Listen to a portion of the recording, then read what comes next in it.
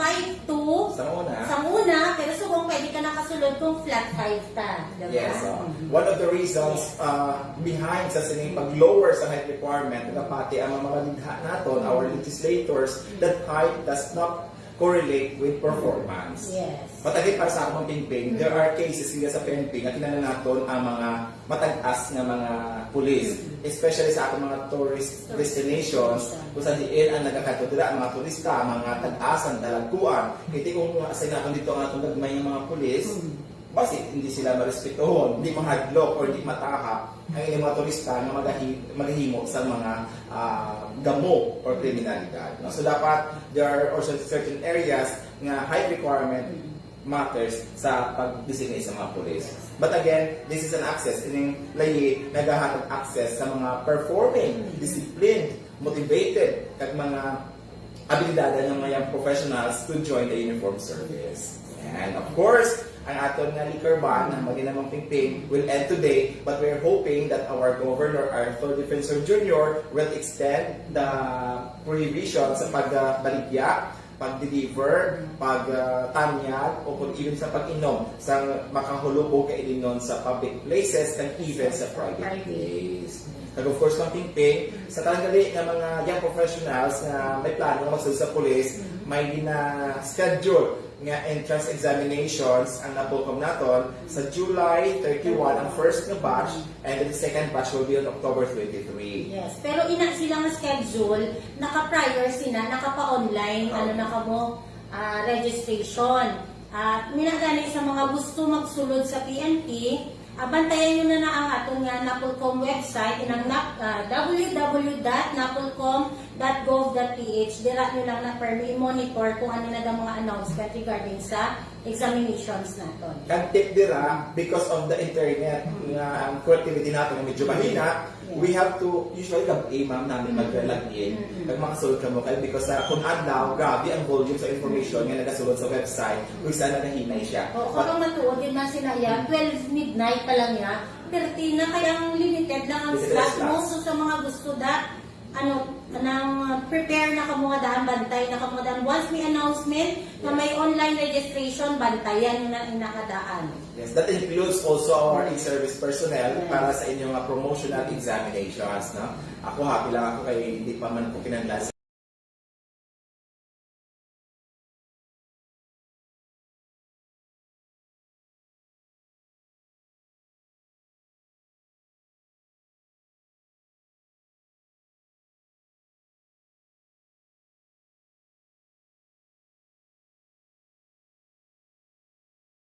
promotional exams, no? But of course, sa atong mga officers na nagpa-promote for the higher rank, ang atong na PESI or Police Executive Service Eligibility Examinations is also scheduled on September 12. Dahil this time pa lang, basa-basa na, medyo bukan-bukan na sa punto sa ibos. Dapat ang exam will be a walk in the park. In the Jurassic Park. Walk in the park. Meaning it will be easy because we are so prepared for the examinations. Yan. Kaya sa sumusipang pagpipin, I think excited na may baluan sa atong mga pumuluyo, sa atong mga viewers sa Kapinagbalita, ang atong resulta sa Birada Semana. So sa sulod sa atong nga Birada Semana, sulod sa isa ka semana, from May 24 up to May 30, may ara na kita nga total of number of operations sa wanted person naton nga 87. Wow, very good. Diba? And 88 kidira ang na-aresto. Diba, Bogga? Kakaroon na naman yan, kung sino yung top 3 sa aton.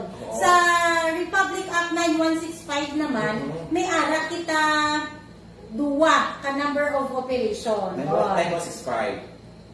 Sa 9165. Sa 9165. It only shows kaya yung mga gamay, malubog sa bunga numero sa aton nga positive operation sa anti-illegal drugs, nagapakita, mapintin para sa ako na nga ang province ng Iloilo is really dapat towards that goal of making it drug-free. Yes. Pwede rin naman sa violation sa RA 10591, kung sila mo ini ba lang wala nag-surrender, amo iniging applyan sa search warrant, amo naging na-remind mo sa inyo per Minister Francis na ano bala, i-surrender ninyo ang inyo dila nga ginahupot nga mga armas luthang. Kay the moment hindi nyo ganin na siya pag i-surrender, kung may makahatag sang tip sa atong kapulisan, applyan ikaw mo kang search warrant. So sa subungan nga sa sulod sa isa ka semana may ara gid 8 ang number of operation kag 7 sa dire ang nadapan. Positibo Yes, positibo gyud. But one good thing about this uplantikal namon, wherein may added tawag na hard approach kaya soft approach.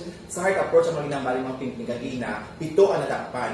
This is a soft approach na mga pingping, very nice it. Yes. 114 ka mga loose firearms ang in-deposit kaging surrender sa aton kapulisan. Yes. Kanami, no? Improving. And padayon ang aton panawagan sa pumuluit naton nga i-surrender ni mga loose firearms. Because in many incidents, ini loose firearms yung gabit man sa kriminalidad. Yes. Kag madamo sa siya atong mga loose firearms ay bilib mang pingping ang halin man sa aton mga membro sa milisya ng bayan. So congratulations gid sa atong mga pumuluyo halin sa kabukiran nga membro, former members sa milisya ng bayan nga nagsuporta sa rebuilding teroristang CPP and PNDF nga nagbalik na sa sabak ng gobyerno naging baton ang proposals for a lasting peace kag sa progress man sa ila area of sa ila ng mga lugar lokal no or komunidad. So well done gid kamo ah. Kag syempre padayon gihapon ang atong pag-implementar sini balang pagpanakop sini kag paglimay sini mga wala gasuksok sang face mask. Yes, Na sa public places, no? Public places. Kaya isa siya nakita naton, nga badako pa Japon, kag very amazing mang pingping. I visited ang Pavia APS. Kasi imagine, I think one of the strictest nga police station when it comes to implementation ng ordinances. Sila they don't just warn.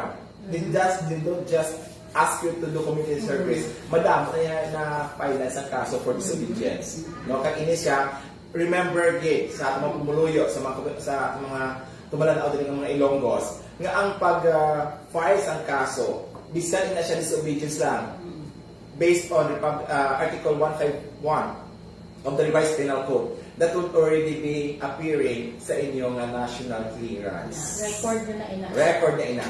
Kag inabala ma'am ang permi mahilig magpa-blatter. Mag-utod, nagpa-blatter. Ipa-blatter gid ang iyang igsuon or iyang utod. Despite the fact na pwede man nila tani maistoryahan. At the height of their arguments, sa conflict nila, pa-blatter, pa-piso, wala ka mo kabalo, nga sa police, okay na i-blatter namon, but ang disadvantage nila sa inyo is, it will appear sa inyo ang national clearance later on. May naging pilot test ng mga national clearance system ang ating Philippine National Police na ining mga record nyo sa blatter would appear in that clearance. So that's why our recommendation is that kung pwede nyo man maistoryahan ang mga conflict ninyo, especially kung mag-ulutog na, pinamilya man na, nga kung dala sa inyong nagupya na balak nagupya na sa emotions, then it's better that you talk it over before asking the police to put it in the blatter. As long as wala lang sinakita, ipagsapan nyo lang alay sa nisa.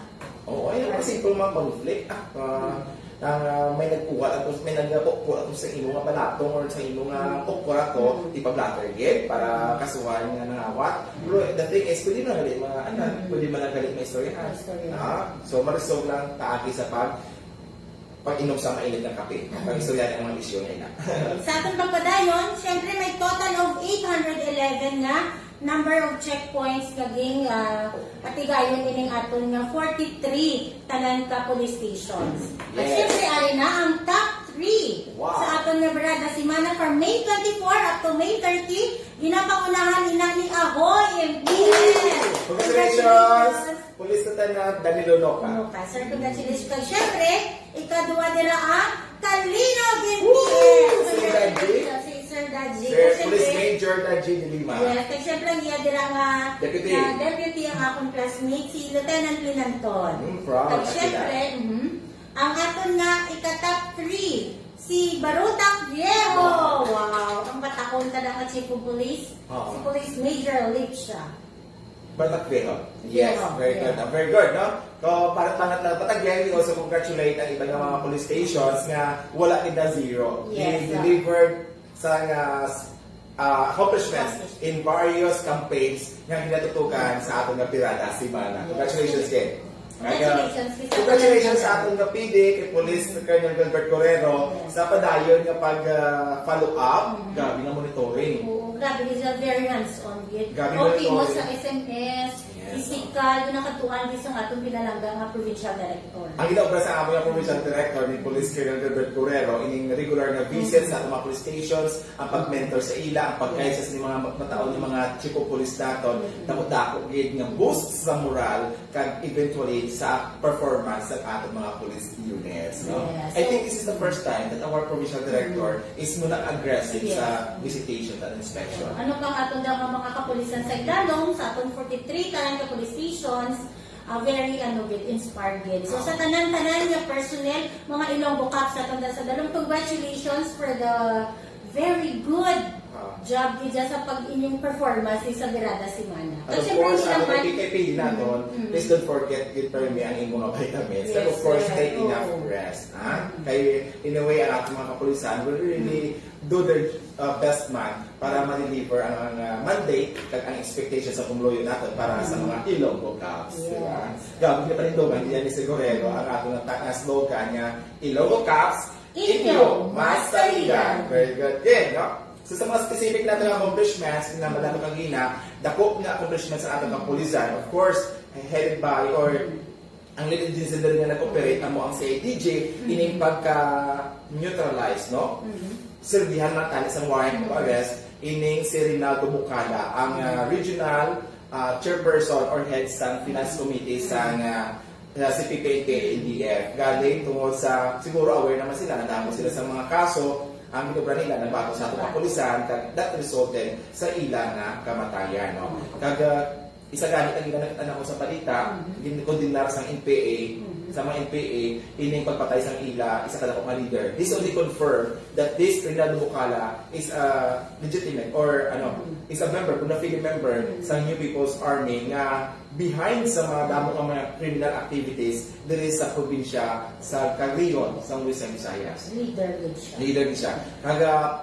Abi mo, I was there sa Pavia when the family members of Rinaldo Bucala nag-negotiate ito to claim the cadaver. Ang isa dito was, kanang sa conversation naman sa iyang pamilya, kagapagay sa subunog, panglibos akong balahibo, because ang iya bata, naka-share pala, are you not planning to countercharge? And they were asking, ay ginahambalan ni Sir Tabalok nga pwede na kung gusto nyo ipa-facilitate namon if you wish na ipa-autopsy ang bangkay sa iyong tatay.